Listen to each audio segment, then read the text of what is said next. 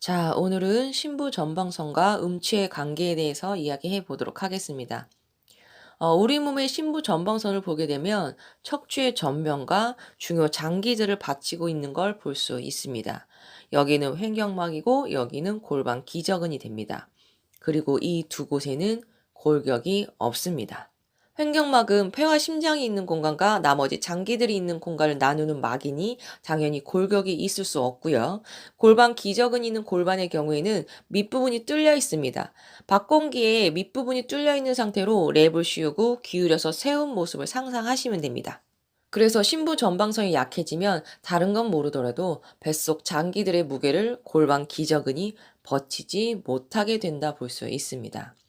허리가 변형되지 않더라도 밑이 뚫려 있다 보니 신부 전방선은 경추에 매달린 채로 밑으로 끌려 내려오는 형상이 되는 거죠. 목이 긴장되는 건 당연한 것이고요. 목속 기관지라고 안 끌려 내려갈 리가 없어요. 그 안에는 성대도 포함되어 있겠죠.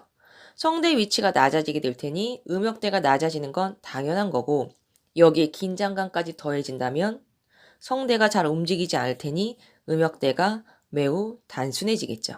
타고난 음감이 아무리 좋더라도 그 음을 낼 수 있는 환경이 되지 않으면 음치가 될 수밖에 없어요. 그나마 이건 버틸 힘이라도 있을 때의 이야기고 버티지도 못할 정도라면 성대가 매우 약해져 있겠죠. 이 정도까지 된다면 평소 말할 때조차도 목소리가 파르르 떨린다거나 삑사리가 자주 날 거예요. 성대가 호흡과의 마찰로 생기는 진동을 감당하지 못하는 거라고 보시면 될 겁니다. 그리고 이러한 변화는 나이를 먹을수록 성량과 음역대가 저하되는 이유로도 볼 수 있겠죠. 어쩔 수 없죠. 나이를 먹을수록 몸은 많이 사용하게 되고 많이 사용한 만큼 체형 변형은 많이 일어나게 되니까요. 게다가 소리라는 것은 공기가 없으면 존재할 수가 없죠. 그렇다 보니 공기의 성질은 소리의 성질에도 영향을 미치게 됩니다. 이러한 성질을 이용한 요가 수련을 만트라 요가라고 하지요. 만트라 요가는 소리 자체의 의미보다는 소리가 만들어내는 파동을 통해서 체내 흐름을 자극하거나 인지하기 위한 요가라고 볼 수 있습니다. 소리는 공기가 없으면 존재할 수가 없으니 넓게 퍼질 수 있는 파동을 만들어내면 호흡의 모든 흐름 속에 파동이 생길 테니까요. 옴이나 음과 같은 소리는 입을 닫고서 내는 낮은 울림으로 호흡을 목 아래 몸통 깊숙이 그리고 넓게 퍼뜨리게 되고요.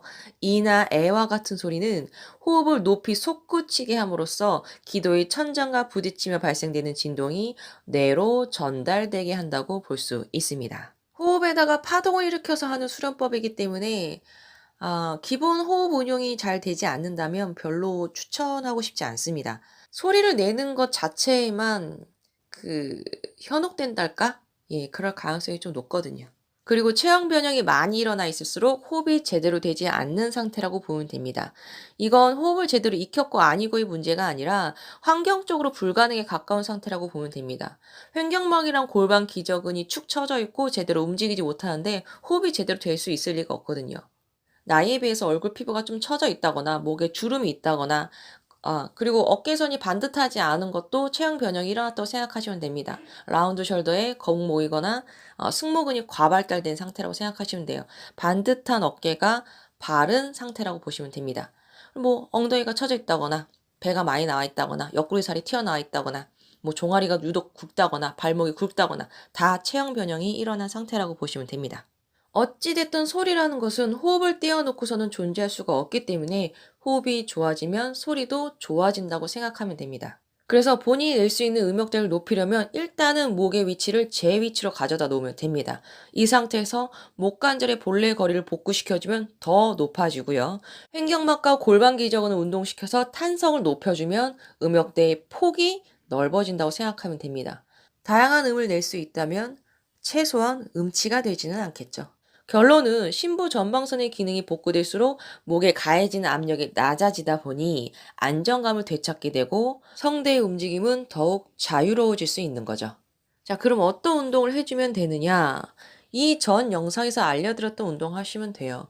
전방선 같은 경우에 목의 후두부 쪽과 연결이 되어 있기 때문에 어차피 신부 전방선이 밑으로 끌려 내려가지 않아도 포면 전방선이 밑으로 끌려 내려오게 되면 목을 앞으로 돌출시키게 됩니다. 그러면 자연스럽게 신부 전방선에도 영향을 미치게 되는 거죠. 그러니 이왕이면 늘려주는 게 훨씬 더 도움되겠죠. 그리고 구르기 같은 경우에는 이 앞뒤로 왔다 갔다 하면서 내부 장기들이 횡격막이랑 골반 기저근이랑 서로 마찰을 일으키면서 운동을 쉽게 된다고 보면 돼요.